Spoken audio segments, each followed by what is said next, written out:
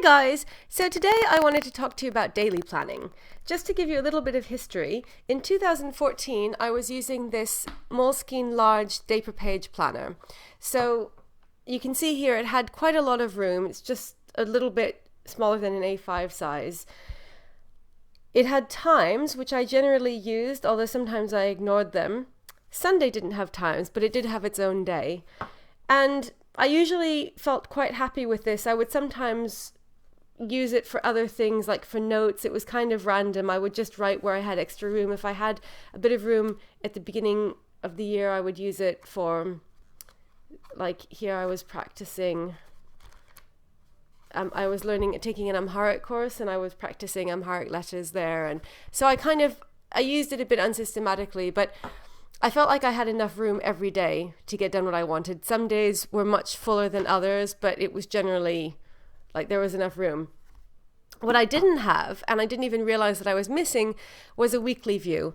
In 2015, I decided to switch to a week on 2 pages Moleskine, but it wasn't because I felt like I was lacking the overview. It was because this was too heavy and I didn't want to carry it around, because I had it in my Flex with another notebook so that I could have a dedicated space to write notes, because obviously this being a day per page didn't really have anywhere that was specifically intended for writing notes. So I moved away from the daily planner and I moved into the Moleskine week on 2 pages, which I felt was fine, except I still needed a separate notebook. And I did sometimes run out of room. Then, as you know, in 2015, I started using my Hobonichi Cousin, which is amazing because it has the weekly space and then it also has the daily pages. But when this turned into my work planner, I would use the week on 2 pages specifically for work things. So I would kind of map out my week and use the timetable for work projects and appointments as well to do with work. And then I would use the daily pages, as I'm still using them, I would use them for work-related notes. So they didn't have to be necessarily anything to do with a specific day. It's just I could use this kind of until the page was full because it was on a particular topic. So I'm using the dates kind of more like numbers. I did have the idea that if I had a particularly busy day at work, I would always kind of stay at least one day behind when using this for notes, so that I could, say today is the 22nd of August, I could go to the 22nd of August and use this as a daily planning page. So I do have that kind of fail-safe. But that's the sort of thing that I think I would probably only have to use on a day when I'm in my department, when I've got lots of different things going on, meetings, people telling me, do this, email this person, having to remember to contact so-and-so, send people materials, etc., like running around. That kind of thing does happen. And I think that having the day per page in the work planner would be most useful in that sort of context. But what happens a lot is that I'm at home working, and so I have this, which is completely fine. I use the notes, I use the week on 2 pages, that's okay for work. And then I have my personal planner. Hello, Mochi. Mochi just came in from his walk and he's jumped up behind me. So in my personal planner, as you know, it's the weeks, and I have this kind of week on 1 page, and then the other side is for tasks. So here I put appointments and events, and then here I put, this is today, I was supposed to pick up Tails and Mochi's flea medicine, possibly book cinema, do this video, answer comments, buy rice noodles, that sort of thing. And it's usually fine for that. But, and I touched on this in my last week setup video, what I feel like happens a lot is that over the course of the day, I just get overwhelmed feeling like I have a lot of different tasks to do that might be partly routine tasks. So for example, when James is working in the market, as he will be for the next 3 days, as you can see here, I will be walking Tails and Mochi. So that's something that it's not like a special job that is a one-off, but it's still something that I have to take into account when planning my day. And because this doesn't have times, I can't really slot it in and say okay, 10 a.m. I can't see my daily schedule as it is laid out. And because this is a work planner, I can put it in here, and sometimes I do, but I prefer to have this primarily for work. And if I ended up putting a lot of personal tasks in, that would confuse me as well. I tried it a couple of days and I didn't like it. It made me feel like I was mixing the universes, and I didn't like it. So I started to feel like I would like to have an additional planner.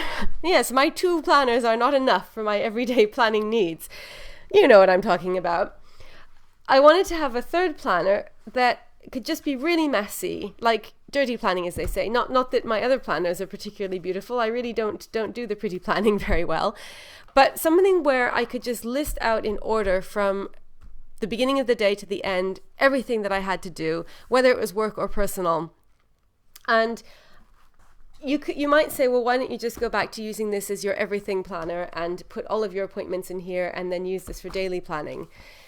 And I thought about that, but it made me feel uncomfortable because then I wouldn't have all of this space for notes. And I really, really like having this for work notes. So it doesn't have to be completely organized. It can be messy, but it's all for work. And if I had in the middle, things like go to the vets, buy asparagus, buy dental floss, that sort of thing, it just wouldn't be my work planner anymore. And I just know that I wouldn't like that.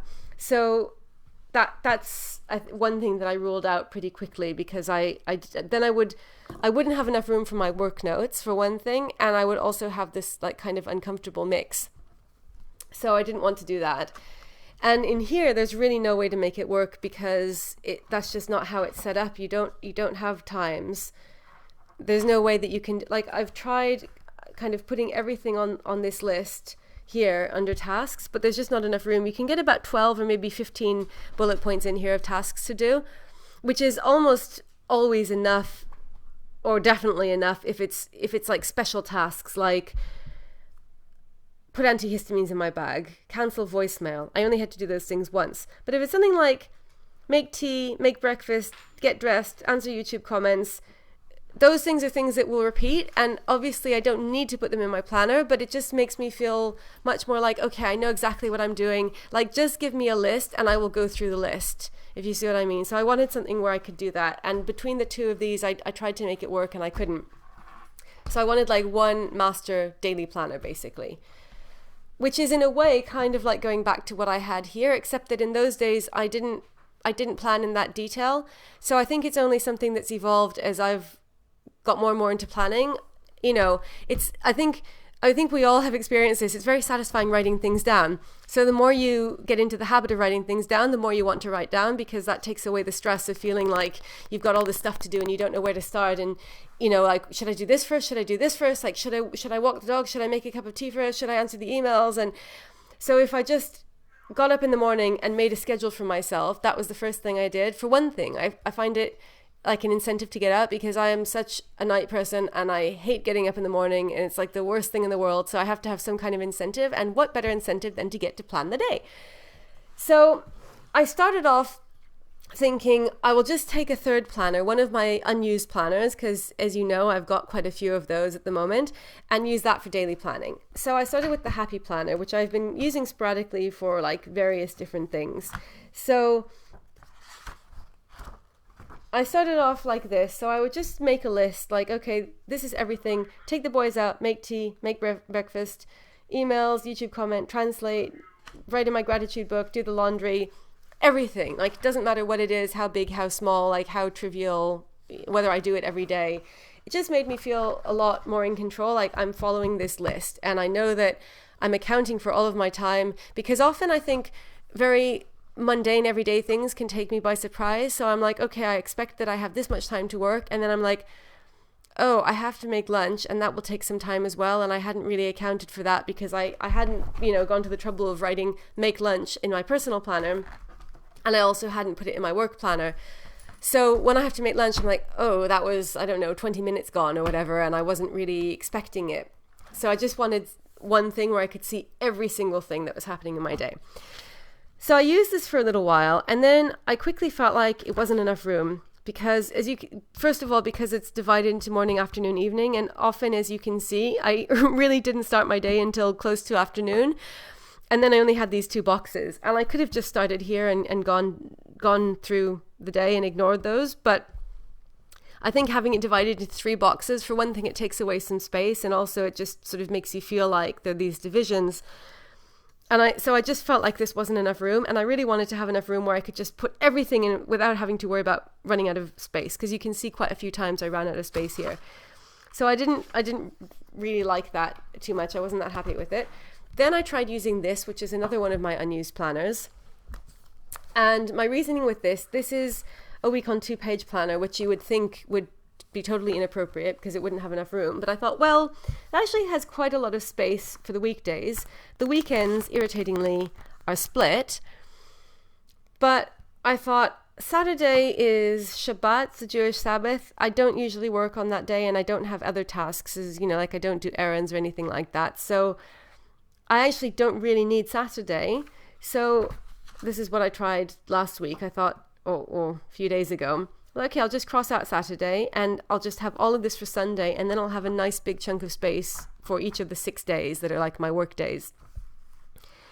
So I tried this. This was a layout for Sunday, not the whole day, but I just did like kind of up to lunch. And I did this, I wrote this on Saturday during the day. You're not supposed to write on Shabbat, but that's like my main time to have planner fun. So how can I not write? So I wrote this list for Sunday. I was like, ooh, that will work well. I can use up this planner. Great. That will be my daily planner. But then Saturday night came, and when Shabbat goes out at when it's night, I realized I then had all of these tasks to do, because then I like turn on my phone, answer emails. I wanted to make a video. I had some work to do. So I was like, oh no, I forgot about Saturday night or Saturday evening, depending on the time of year. And I had nowhere to put it because I'd crossed out Saturday. So I was like, okay, this isn't going to work because I need a place for Saturday. So that was out. And also you can see that I was writing like quite small, because this kind of got me up to noon. And then I still had the rest of this and this. So really what I wanted is like an A5 spread where I just had enough room that I would never have to worry about running out of room, no matter how many ridiculous tiny tasks I listed. I just wanted to be able to say, like, this is my whole entire day from beginning to end. So both of these got ruled out. And then I was considering what to do, and I was thinking perhaps of using my A6 Hobonichi, which I've been using as a gratitude journal. And I talked about in my week's update that I was thinking of moving my gratitude to the monthly spread on my weeks, because I've realized that the things that I use it for are not actually necessary. And having a whole A6 page for gratitude every day is making me feel a bit overwhelmed, because although I don't have to fill up the whole page, you know, when you have a page of a certain size, you kind of feel like you want to use it, or at least most of it. And it's sort of becoming like this burden. It's another thing to put on my to-do list for the day, like do gratitude. And I felt like it shouldn't be like that. I felt like it should be more like a spontaneous thing where throughout the day, wherever I am, I can just write something down that I feel grateful for. And part of the issue is that, like, I don't want to have to carry the gratitude book around with me. But if it's in this, I carry this around with me everywhere. So I could easily just, if I'm on the tube or something, rather than feeling like I have to do gratitude before I leave the house in the morning and then just have it be another stress, I could do it on the tube when I'm not doing anything else.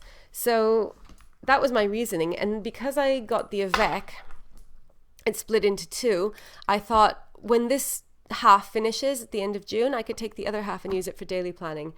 But having experimented with this and deciding that I'd really like to have an A5 page, I felt like having the A6 page would be too small as well. And I didn't want to feel like I had to be at all confined or worry about running out of room.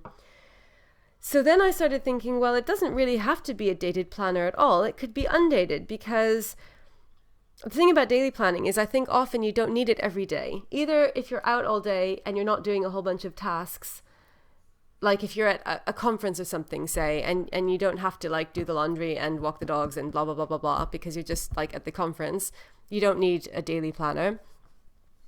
Or sometimes I'm at home, but like I'm just working and like James does the cooking and like walks the dogs, and I don't have to think about those things. So then it's much more straightforward, and I probably don't need it then either, because this is enough. So I thought, and I also felt like I didn't really want to add another planner that was kind of compulsory to my system, because, I've already got enough planners, right? Like these are my two main planners. And then I've also got the meal planner and the finance planner. I'd say all of the rest of my setup is like logs or trackers of some kind. I guess even the finance planner is a tracker, actually. It's not a planner in the sense of like planning the future. But I didn't want to have a third planner that I have to carry around with me because I'm like addicted to daily planning. And so, I've like, well, I can't go out just with these. I have to have the daily planner as well, because that kind of defeats the purpose. Part of the purpose is just to have a streamlined system. So as you know, my main, like this is the planner that I take out with me because it's my wallet as well. If I'm going somewhere work related, I take this as well, but I try to leave this at home because I work from home a lot and this is A5 and it's heavier. So I finally settled on the idea of an undated notebook, which seems sacrilegious for me because, as you know, I don't like undated planners. But for this, it seems a bit different because really I just need a piece of paper where I can list things. It doesn't even matter if I don't know what date it is because it's not like I'm going to have to go back and check. Most of this information, or all of the important information, is in one of these planners. And this is just like my kind of big messy list of the order that I want to do it in. So finally I thought, all right, I've got a few different A5 notebooks. I could use a Moleskine, just like I've got an undated, or just like a Moleskine notebook with grids. But then I thought, do you know what else I have? I have this beautiful Tomoe River paper Stalogy notebook, which is really cool because it's got a space for you to write the date. So it's got all of the days of the week, the months of the year, and then the numbers for the days of the month written on it, and you can just circle the right one. And then I thought, could I really use this for this? It's such a beautiful notebook. Would it be like kind of, I don't know, disrespectful to it just to use it as my messy daily planner?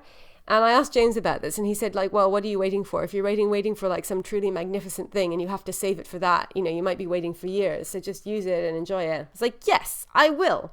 So, because it kind of feels like a big commitment, starting to use a new bound book. Maybe this is just me, but I think because a bound book is bound, so you can't tear out the pages without it looking awful.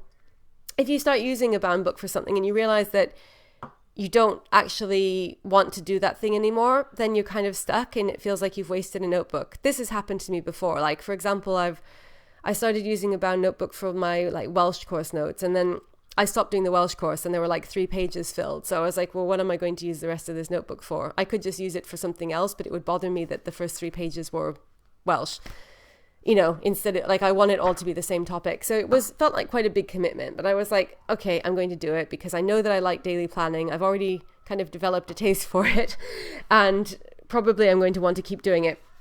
And the great thing about this is that it has enough pages for a whole year, but because it's undated, so it has 368 pages. So you could use it exactly for a year, but because it's undated, like say you only use one every other day or every third day, or you go away and you skip a week, then you haven't lost those pages. So I guess what I'm trying to say is that on some level I can appreciate the usefulness of an undated planner. So this is when I started using it on Saturday night, and I was trying to keep to the timetable because it does actually have this timeline here, and it's a 24-hour timeline, which is awesome, with 2 lines per hour, which I love. And so I was trying to kind of stick to the timeline so that I could sort of be realistic, because, another, I think, familiar problem is when you have a certain amount of space in your planner and it's not labeled by times, is that you can overestimate how much you can do. And you're like, yeah, I'll do this and this and this and this. And then actually like all of that takes 5 hours and you didn't realize because you just had the empty space. So I was trying to keep to the timeline and see how much I could do in that timeline, and that's why it's all squashed at the bottom of the page. Then I decided, because this was Saturday night, so it was all like night stuff, so I was starting at like 10:15 at night. And then I thought, I'm not going to do that, I'm just going to make a list. So it's effectively, I guess it's like a bullet journal, except that it's very, very simple because I'm not using different symbols. All of this stuff is already in these other planners, except for the really basic stuff like get up, get dressed, make tea.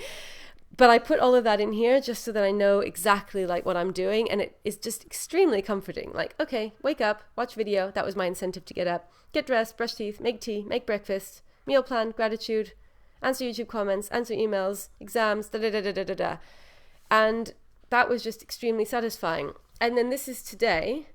So there's less on here because I was out for a lot of the day, but when I came home in the evening, I still felt like it would be helpful, because this is, again, it's something that's like split between my work and personal planners. I couldn't have a vision of exactly how it would look like going from one thing to the next to the next. So far, I love this. I've only been using it for 3 days, but I just find it to be extremely helpful. And it takes off a lot of the stress of feeling like I don't know exactly what I'm doing all the time. For some people, that would probably be an awful thing, to know exactly what you're doing like at every moment of the day. But I think for planner addicts, and also people who are kind of inclined to feel like anxious about having too much to do and not knowing where to start or what to do next, it's just very nice to have it all in order and just have this pleasant list that you can follow until it's done. So one of the important things that I should mention about this is that I'm not going to take it with me anywhere, because otherwise that would be ridiculous. I would be carrying this with me all the time, and that would be silly. So my plan for when I go away somewhere, like say if we go to Wales, because we go to Wales quite a lot, is that I would just take a few to-do list sheets. And I think that's part of the appeal about this being undated, is that if I go away and I miss a week, it doesn't matter. I won't come back and, like find that I've got all these blank pages. I'll just pick up where I left off. And in the meantime, because it's not the sort of thing that I need to keep a record of, it's fine for it to be in, just on to-do lists that I recycle at the end of the day. It's really just like kind of an aid to keep stress down, and like kind of to, like so that I can feel like I know exactly what I'm doing all the time. So that is my planner addict dilemma and solution, at least in the meantime. And I'm feeling really happy with it so far. Like in the few days that I've been using it, it's just been a great addition to my planner family. So that is my current daily planning situation. I hope you enjoyed listening to these planner addict ramblings. As always, thank you so much for watching, and I'll be back again soon with another video. Bye.